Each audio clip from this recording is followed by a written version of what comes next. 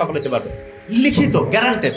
3000 বছর আগে আসছে এবং আমি কয়েক হাজার বই পড়ে যেটা বুঝছি, আলহামদুলিল্লাহ আমি মিলাই দেখাই দিব এখনই আপনাকে। 3টা কাজ করতে বলছি। কি 3টা কাজ? প্রত্যেকে নোট করে ফেলবো। নাম্বার 1 হইতে পারবো ইনশাল্লাহ। কি সেটা?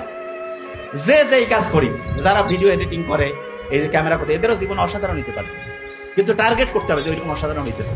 যিনি টিচার, উনি চাইলে সারা দুনিয়ার সেরা টিচার হইতে পারেন। যিনি ডক্টর, উনি চাইলে সারা দুনিয়ার সেরা ডক্টর হইতে পারেন।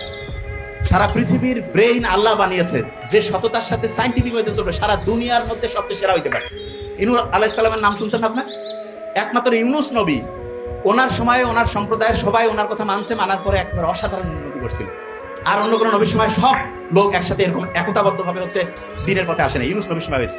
আমাদের এখনই মানে জাস্ট ইউনূস নবীর নামটার সাথে মিলছে না। ইউনূস, এই যে আমাদের ডক্টর মোহাম্মদ ইউনূস স্যার, পড়া মনে রাখার একটা টেকনিক, মানে একটা সাথে একটা ম্যাচিং করবেন। যেমন ধরেন যে মানা রাত, মা আমার জীবনের সবচেয়ে দরকার। কিছু জিনিস না, রাতে দেরি করে ঘুমাবো না, অন্যের সমালোচনা করবো না, খারাপ কিছু দেখবো না, খারাপ কিছু বলবো না, খারাপ কিছু শুনবো না, অন্যের ক্ষতি করবো না, না দিয়া রাতে আমি আগের দিন আগামীকাল কি করবো সেটা আগের দিন রুটিন করবো।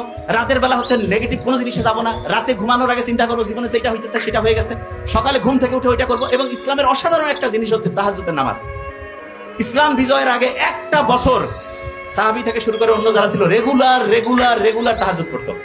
আপনি জীবনে অসাধারণ হইতে চান, একবারে নাম্বার 1, 1টা বছর আপনি যদি রেগুলার তাহাজ্জুদ করেন আর ওই সময় যদি আল্লাহর সাথে ওই জিনিসটা নিয়ে কানেকশন করেন, যেই বিষয় হইতে চান, নাম্বার 1 হয়ে যাবে ইনশাআল্লাহ।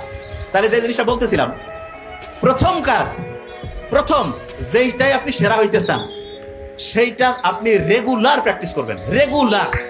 আপনি মনে করেন যে ধরেন একটা বিষয় হচ্ছে যে প্রফেসর হইতে চান যে কোনো বিষয়, তাহলে ওই বিষয় দৈনিক 5 মিনিট 10 মিনিট 15 মিনিট দৈনিক পড়তে থাকেন, দৈনিক পড়েন।